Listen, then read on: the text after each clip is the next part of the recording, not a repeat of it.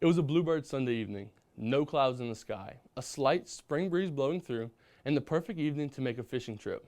My sister and I loaded up the boat in a hurry and took off to race the sun to try to set the hook on a few bass before the night fell. I rushed into the gas station, rolled out of my truck, reached into my pocket, and the keys to the boat were not there. So I decided I would trace my footsteps from where I'd hooked up the boat and just find the keys. Just a minor setback, right? I get home, search everywhere, and no keys. As I get back on the road, a key catches my eye. My keys had fallen off of my bumper, exactly where I left them, and were scattered all over the highway. You would think at this point I would realize that this trip was just not meant to be and go home. But nope, that is not how I roll.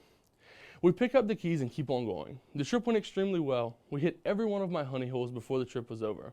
We ended up catching our fair share of bass and sac-a-lait, got to listen to some music, spend some quality time together, and now it was time to head back home. I turn the key to my boat, and the engine tries to turn over, and nothing. I play it off cool because, hey, I'm the older brother, and I know everything. The valve to the gas tank must have gotten turned off, and it just needs to be switched back on. I go to the back of the boat. Gas is still on. So I turn the key again to the same result. At this point, it was pretty dark. I'm in the middle of the marsh. It's time to go home, and I can't figure out the problem. So as calmly as I could, I called my dad and asked for him to come tow us back in. After waiting hours for my dad to get us, we came to the realization that Gracie had eaten all the snacks before we had even launched the boat and packed sunscreen, but no bug spray. At this point, we could have been mad at each other, we could have fought, and this could have been the worst fishing trip ever. But instead, we decided that it was pretty funny and made 25 minutes worth of Snapchat stories that went viral. While we made the best out of the trip, however, oftentimes in life, we fight over the bad things and concentrate on the small things that happen to us. Do you realize that moment when someone is telling a story and suddenly something bad happens? Before we hear the end of the story or anything else happens after this point, our mind is made up. We have it all set our emotions towards the situation, whether it be sadness, pity, or anger, but our mind is not being changed. This happened to me a while back over a conversation with a friend of mine.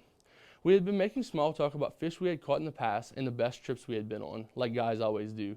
You know what I'm talking about, like when the 15-pound red snapper you caught in 20 minutes turns into a 3-hour fight with Shamu, but you actually brought up a whale shark and the fish in that picture? It was just the bait. But shows me a picture of a huge bass that he had caught with his brother, and I couldn't help but point out that he and his brother couldn't look any more different from each other. Well, he informed me that he was a foster child and his foster family had adopted him, so the brother in the picture had been an adopted brother. At this point, I'm feeling horrible because of what I point out in lighthearted humor had brought up a subject that in my mind was really sore. So I went on this huge rambling plea about forgiveness, and I wasn't trying to bring up a bad subject and so on and so forth until he stopped me. He replied that there wasn't anything to be sorry about, and he couldn't get why I was so sorry for him, that his adoption was the best thing that ever happened to him. His family had taught him how to hunt, fish, work cattle, ride horses, and introduced him to literally anything he was passionate about. They had taught him values and morals, respect, and how to make it through life. I was completely blown away by his response. In my mind, the words adoption and foster automatically meant that my newfound friend had a rough life, and it changed the way I thought about him. Why is that we put emotions towards words that are neutral? There's a school of thought that experiences affect our thoughts and our thoughts affect our actions. So at some point in my life, I've read a story or an article that gave me a sense of sadness or pity towards adoption. Psychologists say that our brains are pretty lazy when it comes to emotions. So every time I've thought about adoption, the same emotion occurs, affecting my thoughts from a prior experience until someone changed my thoughts.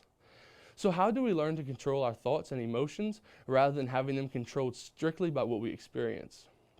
One of my biggest role models in life has been my grandfather. He was one of the strongest, self-driven, humble men that I have ever met. While tons of lessons I had learned come directly from him through stories he had told me in his life and events of others, some of the most impactful lessons I had learned were through stories of actions that other people had told me. Recently, after he passed, a member of our community told me a time when Pops had turned what some would consider a negative event to one of the most positive and life-changing experiences of his life. After serving as upper management of Raceland Bank, the company would merge with a larger bank and no longer need him to serve in a position of higher management.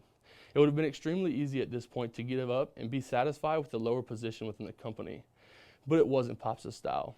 He knew that there was a better way and he would find it. Pops pursued the venture of opening an accounting firm geared towards local and small businesses. This would include many hours of furthering education and classes to make it possible, but it wouldn't deter him from success. He did open his own branch and ran a very successful business for many years. In this situation, Pops had a choice of letting emotions take over and remain in the situations, or he would take a risk and step into the unknown and become more successful than ever before. This choice was not easy, but he chose to seek opportunity in a negative situation rather than let it define him. Imagine looking at a painting. It's an eye, but no eyebrow. Who would possibly paint an eye with no eyebrow? The focal point of the entire piece of work is flawed. Now picture the same exact painting from another perspective. You see a picture of a beautiful woman and never noticing that she has no eyebrow. Everything in life is about perspective, how we view things, how we choose to use focal point in our daily lives. It's time we stop hovering over negatives in every situation.